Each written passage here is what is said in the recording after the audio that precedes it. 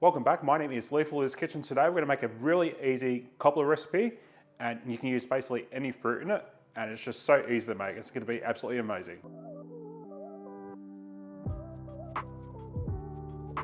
So I feel I need to have a bit of dessert every night or else it just feels wrong. So tonight we're going to make a really easy cobbler recipe. And what I'm going to use is, I'm just going to use some jarred and frozen fruit, and it uses staple ingredients. It's just so easy to make. So I'm going to show you the ingredients and I'm going to show you how easy it is to make. And here's our ingredients, pretty straightforward.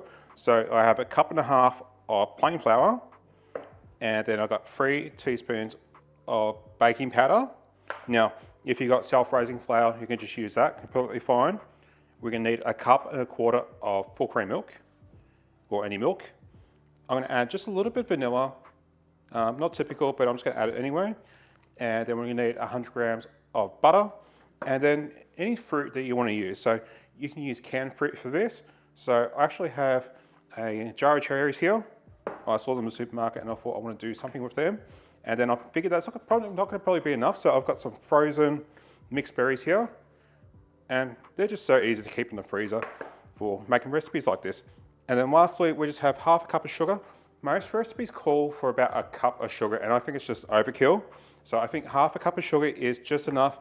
It's not going to be overly sweet because these berries have so much sweetness in them. It's going to make it absolutely amazing. So first thing, I've got my oven preheating to 170 degrees Celsius, which is 325 degrees Fahrenheit.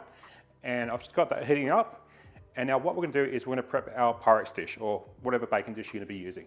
So what I've done is I'm going to cut up this butter into nice cubes. I'm going to spread it onto our Pyrex dish, and then I'm going to let it heat up in the actual oven.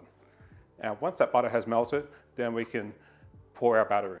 So let's make the batter now so it's ready for when that is ready. So here I have 1.5 cups of just plain flour, and I'm going to add 3 teaspoons of baking powder to this. Now, if you have self-raising flour, you can definitely just use that instead. So we're just going to stir that in. I'm going to add just a little bit of salt.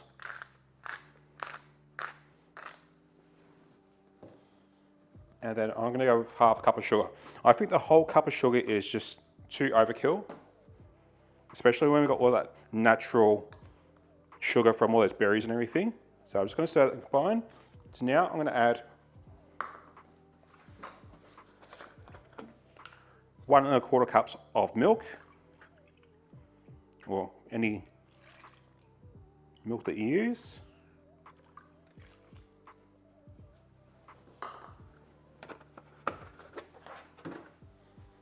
And to that as well, I'm going to add just a little bit of vanilla. I think that'll come pretty nicely with the berries. And then all we're going to do is we're just going to mix this into what it is all combined. And then we're just going to wait for this butter to melt. All right, that's done. And then once the butter has melted in the Pyrex dish, we're going to the next step. So as it goes fruit, you can use basically whatever you want. So you can use fresh fruit, especially if it's in season. I am going to use some pitted cherries because I saw them in the supermarket and thought maybe I could do something with them. They're pretty cheap as well. And then I have 2 cups of mixed berries here. And I'm just going to put these in frozen because when they actually defrost, they're going to release a lot of liquid and everything, and that's going to go into this delicious dessert. So I'm not going to actually cook these or anything. If you have fresh fruit, you might want to cook these down on the stove a little bit of sugar, and keep it pretty simple. But I just love how universal this recipe is, and basically you just use whatever you want. All right, so now this butter is nice and sizzly, we can get on to the next step. Now, I've just got a towel under here, just so there's no actual surface shock or anything with the actual bench or anything. Now we're going to add our batter. So we're just going to pour this onto the butter. Just being careful not to splash that butter on you.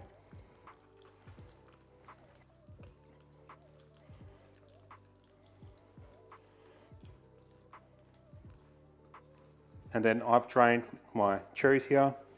I'm just going to put these in. Doesn't matter if we get a little bit of that liquid in there. And then also I'm going to put my mixed berries in as well. There's a few whole strawberries in there. They'll cook down. All right, so now we're going to get this to the oven. We're going to bake this at 170 degrees or 325 degrees Fahrenheit for about 45 minutes. You can see it's already rising as well. It's pretty cool.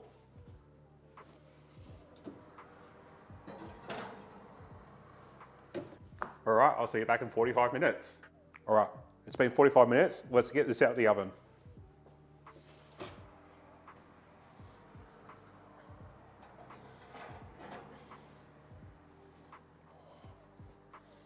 Doesn't that look absolutely amazing? Let's give it a few minutes, maybe 5–10 minutes to cool down, and then we're going to try this out. It looks absolutely amazing.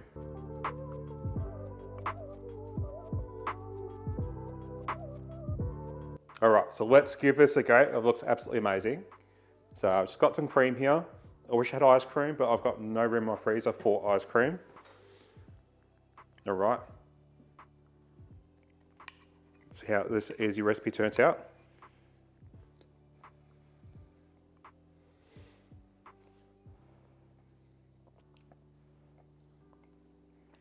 For such an easy recipe, it's absolutely delicious, and I think you should give it a go.